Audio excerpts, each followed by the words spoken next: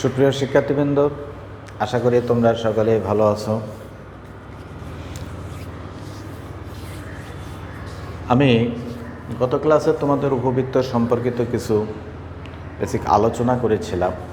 আজকে আমি উপবৃত্তের দু একটি সমস্যার সমাধান করে দেখাবো এবং তোমরা সেগুলো মনোযোগ সহকারে দেখবা।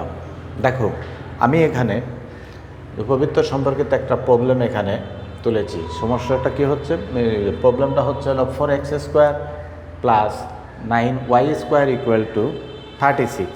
এটি একটি উপবৃত্তের সমীকরণ। তাই এই উপবৃত্ত থেকে আমার দেখো, আমি ডান পাশে কয়েকটা পয়েন্টে লিখছি। এটার অক্ষ সম্পর্কিত তথ্যগুলো দিতে হবে, উৎকেন্দ্রিকতা নির্ণয় করতে হবে, তারপরে ফোকাস বা উপকেন্দ্র দ্বয় নির্ণয় করতে হবে, উপকেন্দ্রিক লম্বের দৈর্ঘ্য এবং তার সমীকরণ নির্ণয় করতে হবে এবং নিয়ামকের সমীকরণ নির্ণয় করতে হবে। তা আসো আমরা এখানকার এই প্রবলেমগুলো সমাধান করি।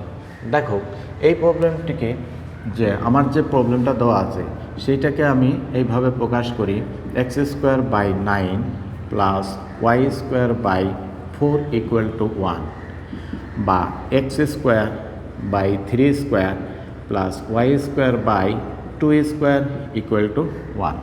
এতকে আমি উপবৃত্তের আদর্শ সমীকরণ a² plus y²/b² equal to 1 এর সাথে তুলনা করি। তা তুলনা করলে এখানে পাবো a ইকুয়াল টু 3 এবং b ইকুয়াল টু 2। তাহলে নিঃসন্দেহে এখানে দেখতে পাচ্ছি a গ্রেটার দেন b। সুতরাং এই উপবৃত্তের প্রধান অক্ষটা হবে হলো আমার x অক্ষে, ঠিক আছে? এটা হবে x অক্ষে। তাহলে এটা হবে a ড্যাশ b ড্যাশ, আমার এরকম এই বরাবর হবে zm, এইখানে হবে s, এদিকে s ড্যাশ, আমার এইরকম সম্পর্ক হবে। এটা হবে l ড্যাশ, আমরা এখানে এইভাবে আমার উপবৃত্তের চিত্রটা হবে। তাহলে এখান থেকে আমরা এই যে উপবৃত্তের এই চিত্র থেকে দেখো, আমাদের যদি বলা হয় এটা বৃহৎ অক্ষ বের করার জন্য, বৃহৎ অক্ষ, তাহলে বৃহৎ অক্ষ আমরা এখানে কত পাবো? বৃহৎ অক্ষ 2a, 2a। তাহলে এখানে টুয়াইসে এটা পাবো কত? এখানে এর ভ্যালু হচ্ছে হলো আমার এখানে 3, টুয়াইসে আমরা এটা দিলাম, টুয়াইসে। তাহলে এটা হবে 2 × 3 ইকুয়াল টু 6, এত একক। এবং ক্ষুদ্রাক্ষ হবে 2b equal to 2 × 2 equal to 4, এত একক হবে। তাহলে এই উপবৃত্তের অক্ষটা কি হবে? বৃহৎ অক্ষের সমীকরণ, বৃহৎ অক্ষের সমীকরণ আমরা বের করি, না থাকলেও বের করি। এটা হবে y ইকুয়াল টু 0 এবং ক্ষুদ্রাক্ষের সমীকরণ হবে x ইকুয়াল টু, কারণ স্থানাঙ্কের অক্ষই হচ্ছে হলো আমার উপবৃত্তের অক্ষ। তাহলে আমরা এই দুটো বের করে ফেললাম। তাহলে এখন আমার এখান থেকে তার উৎকেন্দ্রিকতা দরকার। উৎকেন্দ্রিকতা, এক্সেন্ট্রিসিটি আমরা জানি √1 মাইনাস, এখানে থাকবে হচ্ছে হলো ছোট b, তাহলে b²/a², তার মানে কত? 4/9। আমার এই সম্পর্কটা হবে 4/9। তাহলে আমরা উৎকেন্দ্রিকতাটা এখান থেকে বের করে ফেলব। তাহলে সূত্রটা কি ছিল আমার এখানে? E equal to √1 minus b²/a², যেহেতু a greater than b। So আমরা এখান থেকে পাবো হলো 5/9। সো পাবো √5/3। এইটা হচ্ছে হলো আমার উৎকেন্দ্রিকতা। তাহলে ওইখান থেকে আমরা দেখলাম যে কি আমাদের উৎকেন্দ্রিকতার সম্পর্কটা আমরা এখান থেকে বের করলাম। আচ্ছা, এরপরে আমার এখান থেকে দেখো আরেকটা পয়েন্ট বের করি এখান থেকে, ফোকাস, ঠিক আছে? ফোকাস বা উপকেন্দ্র s ইকুয়াল টু কত হবে? +-ae0। আমরা এটা সম্পর্কিত জানি, আগেই জেনেছি। তাহলে প্লাস মাইনাস এর ভ্যালু 3 এবং এর ভ্যালু √5/3, 0। তাহলে সম্পর্কটা কত দাঁড়ায়? s +- √5, 0। এটা আমরা পেলাম কি উপকেন্দ্র, দুইটা উপকেন্দ্র এখানে -√5 একটা আর 5√5 অপর একটি। তাহলে এখন আমরা এখান থেকে এরপরে আমাদের উপকেন্দ্রিক লম্বের দৈর্ঘ্যের কথা বলা হয়েছে। দেখো আমরা উপকেন্দ্রিক লম্বের দৈর্ঘ্যটা বের করি। উপকেন্দ্রিক লম্বের দৈর্ঘ্য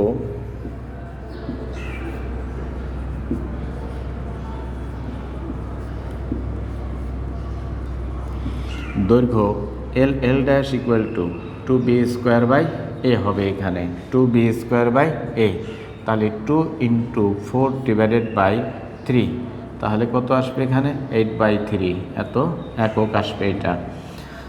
তাহলে এখন দেখি আমরা উপকেন্দ্রিক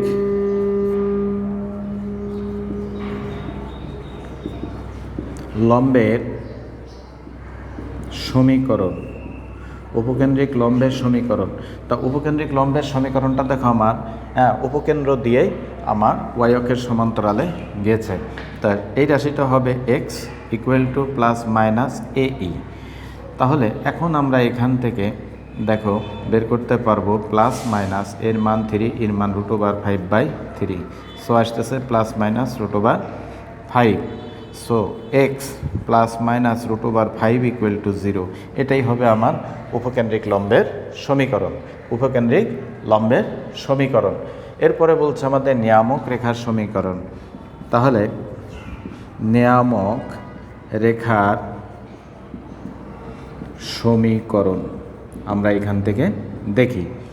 তাহলে নিয়ামক রেখার সমীকরণ আমার জেড বিন্দু দিয়ে যাচ্ছে। আমরা জেড বিন্দুর স্থানাঙ্ক পেয়েছিলাম +-a/e 0। তাহলে আমরা এখান থেকে x = পাবো +-a/e, সম্পর্কটা পাবো। তাহলে +-3/√5/3, তাহলে সম্পর্কটা আসবে কত +-9/√5। তাহলে আমার সম্পর্কটা কত হচ্ছে, তাহলে √5x + -9 = 0। এটাই হবে আমার নিয়ামক রেখার সমীকরণ। তাহলে সুপ্রিয় শিক্ষার্থী, আমাদের পাঠ্য বইতে এই জাতের বেশ কিছু প্রবলেম আছে, এই ধরনের বেশ কিছু প্রবলেম আছে। তোমরা এইভাবে প্রবলেমগুলো তথ্যগুলো বের করে তোমরা সমাধান করে প্র্যাকটিস করলে অনায়াসেই প্রত্যেকটা প্রবলেম সমাধান করতে পারবে, প্রত্যেকটা প্রবলেম সমাধান করতে পারবে। তা আশা করি তোমরা এটা বুঝতে পেরেছ। এরপরে আমি ভিন্ন আরেকটা প্রবলেম নিয়ে তোমাদের সাথে আলোচনা করব।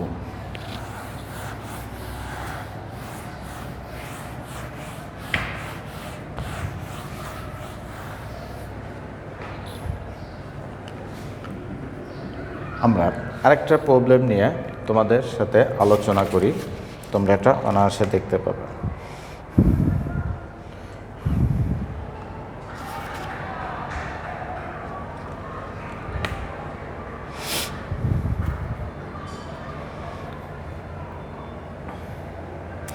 এখন দেখো আমাদের এখানে আমরা এরকম একটা প্রবলেম দাঁড় করাতে পারি, x²/25 + y² এখানে যদি পি ভ্যালু দেওয়া থাকে, যদি এরকম কোনো প্রবলেম দেওয়া থাকে এবং বলা হয় যে প্রবলেমের উপবৃত্তটি উপবৃত্তটি 4-6 বিন্দুগামী হয়। তাহলে এই বিন্দুগামী হলে উপবৃত্তের, তাহলে আমরা এখান থেকে যেটা কি হবে উপবৃত্ত অতিক্রম করে, তাহলে উপবৃত্তের অক্ষ দুটির দৈর্ঘ্য এবং অন্যান্য তথ্যগুলো আমরা এখান থেকে বের করতে পারবো। তোমাদের প্রশ্নের ভিতরে পাঠ্যবইতে যে প্রবলেমগুলো থাকবে তার ভিতরে এখানে 2-1টা থাকতেও পারে বা অন্যভাবে থাকতে পারে, সবই তোমাদের জানার ভিতরে থাকবে, সমাধান করতে পারবা।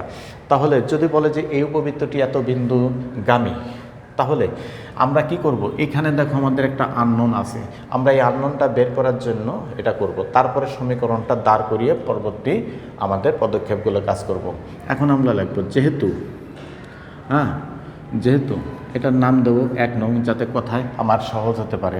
যেহেতু 1 নং উপবৃত্ত বা সমীকরণ, উপবৃত্তটি কি করতেছে, উপবৃত্তটি 4-6 বিন্দুগামী হচ্ছে, তখন আমি এখানে কি করতে পারি যে 16 divided by 25 plus 36 divided by p equal to 1 তাহলে 36 by p equal to 1 minus 16 by 25 equal to কত আসবে 9 by 25 আমরা এটা লিখতে পারি p by 36 equal to 25 by আমরা কি লিখতে পারি 9 সো p equal to আমরা 25 by 9 into আমরা এখানে 36 দ্যাট মিনস এখানে 100 আসে তাহলে আমাদের 1 নং সম্পর্কটা কি দাঁড়াবে x square by 25 plus Y square by 100 আমরা এরকম একটা সম্পর্কে পেলাম এখান থেকে আমরা সম্পর্কটাকে আমরা এরকম দিতে পারি 5 square plus Y square by 10 square equal to 1 তাহলে এইটাকে আমরা আদর্শ সমীকরণের সাথে যদি কম্পেয়ার করি আদর্শ সমীকরণের সাথে এই প্রবলেমটাকে কম্পেয়ার করলে পরে আমার a ইকুয়াল টু আসবে 5 b ইকুয়াল টু আসবে 10 পরিষ্কার দেখা যাচ্ছে a less than b so আমার এই স্থানাঙ্কে এইটা সম্পর্কটা হবে আমার এরকম y অক্ষে বৃহৎ অক্ষ হবে তাহলে এটা a ড্যাশ b ড্যাশ এই আকারের হবে এই বরাবর s ড্যাশ হবে এই বরাবর m হবে তাহলে এইটা হবে x অক্ষ আর এইটা হবে হলো y অক্ষ তাহলে এইভাবে আমার চিত্রটা উপবৃত্তের চিত্রটা আমার দাঁড়াবে এবং এই প্রক্রিয়ায় আমরা পূর্বে যে প্রবলেমগুলো সমাধান করেছি আমরা সেভাবে সমাধান করতে পারবো এই জাতীয় প্রবলেমগুলো আমরা সমাধান করতে পারবো এবং আমাদের যে চাহিদা থাকবে আমাদের যে চার্ট আছে এবং উপবৃত্তের যখন নাকি বৃহৎ অক্ষ x অক্ষ হবে এবং যখন বৃহৎ অক্ষ y অক্ষ হবে সে সম্পর্কিত যে প্রবলেমগুলো বা আমাদের যে সবটা তালিকা আছে সেই তালিকা ফলো করে আমরা প্রত্যেকটা প্রবলেম সমাধান করতে পারবো আশা করি তোমরা এটা বুঝতে পেরেছো এবং বাসায় অনুকূল প্রবলেমগুলো তোমরা সমাধান করবা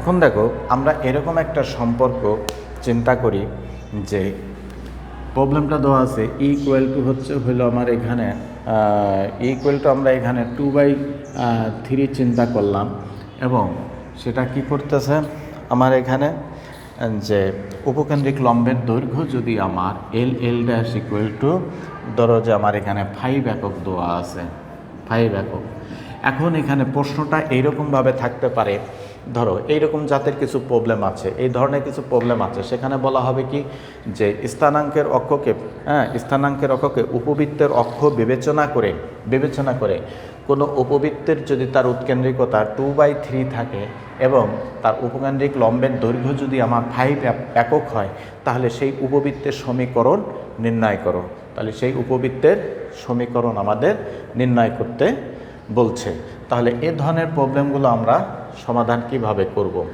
তা এখন যেহেতু স্থানাঙ্কের অক্ষের কথা বলা হয়েছে উপবৃত্তের অক্ষ তা আমরা এখানে লিখব যে ধরি নির্ণেয় উপবৃত্তে দরকার নাই ধরার নির্ণয় আছে নির্ণেয় উপবৃত্তের সমীকরণ আমরা একটা সাপোজ করে নেব কত x square by a square plus Y square by B square equal to 1 যেখানে a গ্রেটার দেন b আমরা এটাকে সাপোজ করে নিলাম তারপর আমাদের গাণিতিক ক্যালকুলেশনে কি আসে সেটা আমরা দেখব তাহলে এটার থেকে উৎকেন্দ্রিকতায় আমরা এখানে একটা সম্পর্ক পাই যেহেতু e ইকুয়াল টু 2/3 সো আমরা এখানে লিখতে পারি a স্কোয়ার ইকুয়াল টু 4/9 তাহলে ই যখন এইটা হবে তখন হবে কত আমার এখানে 1 minus B square by A square equal to 4/9 so B square by A square equal to 1 minus 4/9 এত ইকুয়াল টু 5/9 সো আমরা এখানে 5a square equal two 9b square একটা সম্পর্ক আমরা এখানে দিতে পারি। এটার আমরা নাম দিয়ে রাখি 1 নাম্বার, এটা 2 নাম্বার, আমরা এটা সম্পর্কটা দিয়ে রাখলাম। এখন দেখো, যেহেতু আমাদের এই তথ্যটুকু দেওয়া আছে, সেই তথ্যের ভিত্তিতে আমরা এটা তৈরি করলাম, সাপোজ করলাম এবং ধরে নিয়েছি a greater than b। a greater than b লেখার কারণে আমি e square equal to 1 - b square by a square তথ্যটি এনেছি। এরপরে আমাদের যে কাজ, তারপরে বলা হয়েছে কি l ড্যাশ, হ্যাঁ l ড্যাশ মানে উপকেন্দ্রিক লম্বের দৈর্ঘ্য 2b স্কোয়ার বাই a এত ইকুয়াল টু দেওয়া আছে 5। So 5a equal to 2b square. হ্যাঁ, তারপরে আমরা এটাকেও লিখতে পারি, যেহেতু আমাদের এখানে b স্কোয়ারের সম্পর্ক আছে, তাহলে 5/2a এই সম্পর্কটা আমরা এখানে লিখতে পারি। তাহলে 2 এবং 3 নংয়ের ভিতরে সমন্বয় ঘটিয়ে আমরা এখানে একটা কাজ করতে পারি। 2 এবং 3 নং ব্যবহার করে আমরা এখানে 5a square equal two 9 into 5/2a লিখতে পারি। তাহলে 10a square equal two 45a লিখতে পারি। So 10a square minus 45a equal to 0 লিখতে পারি।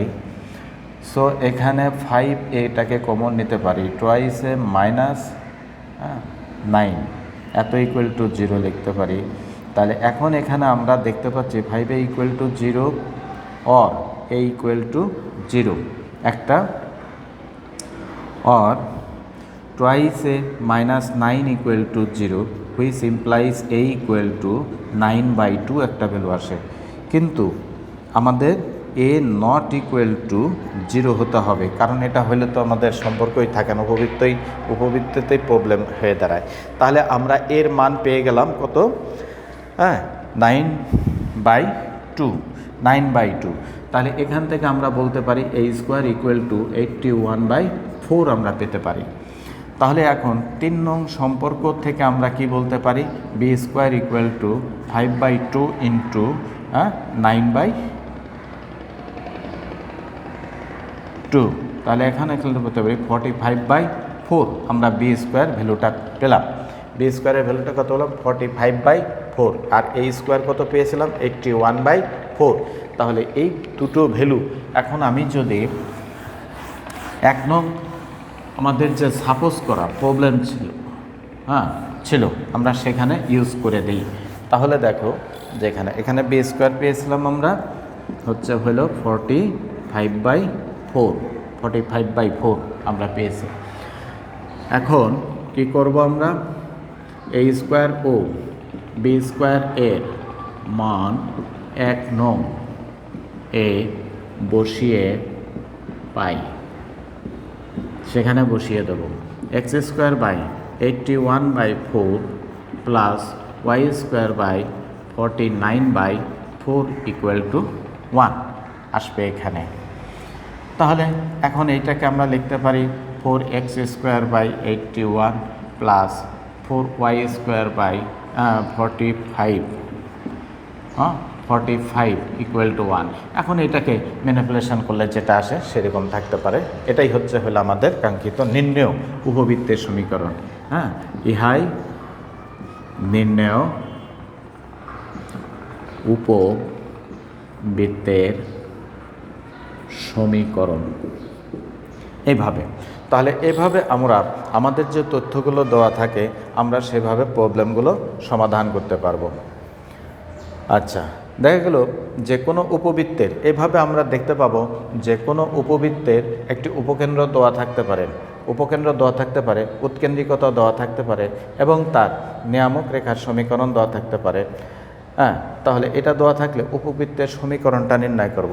উপবৃত্তের সমীকরণ যখন নির্ণয় করতে পারবো তখন আবার যদি তার পরবর্তী কোনো অ্যাক্সেসরিজ বের করতে বলে, যেমন উপকেন্দ্রিক লম্বের দৈর্ঘ্য বের করতে বলতে পারে, তারপরে উপকেন্দ্রিক লম্বের দৈর্ঘ্যের সমীকরণটা চাইতে পারে, আমরা তখন সেগুলো বের করতে পারবো। তা এখন আসো দেখি আমরা এরকম একটা প্রবলেমের ক্ষেত্রে আমরা চেষ্টা করে দেখি।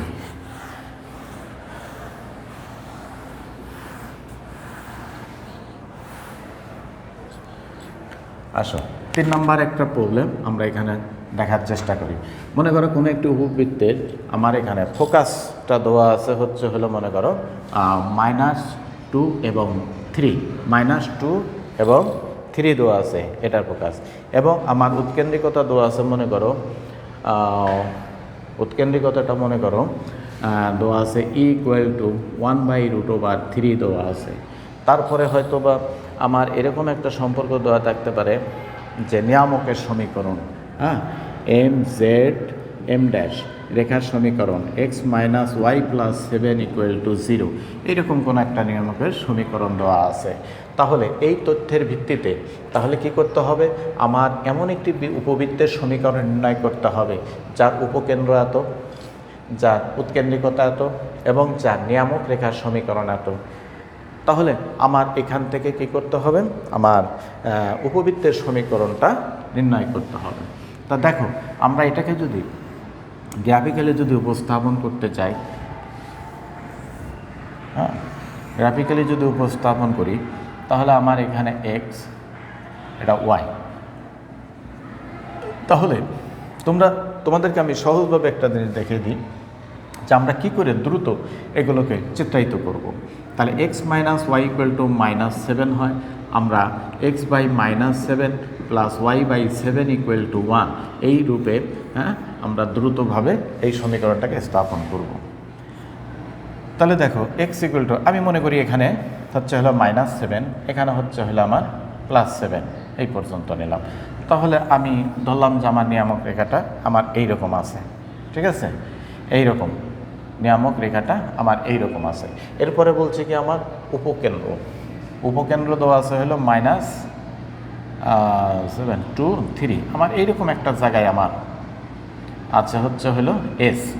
তাহলে S যদি হয় এইটা, তাহলে এটার থেকে এটার উপর লম্ব হবে, লম্ব হয়ে আমার এটা এদিক দিয়ে যাবে S, হ্যাঁ, এটা হবে। তাহলে এই দিক দিয়ে হবে হলো আমার এখানের দিকে A আছে, তাহলে আমার উপবৃত্তটা আমার এইরকমভাবে হবে, এইরকমভাবে হবে। এইখানে তার C হবে, এইটা হবে S, তাহলে এইরকম হবে। তাহলে এটা হচ্ছে হলো ZM।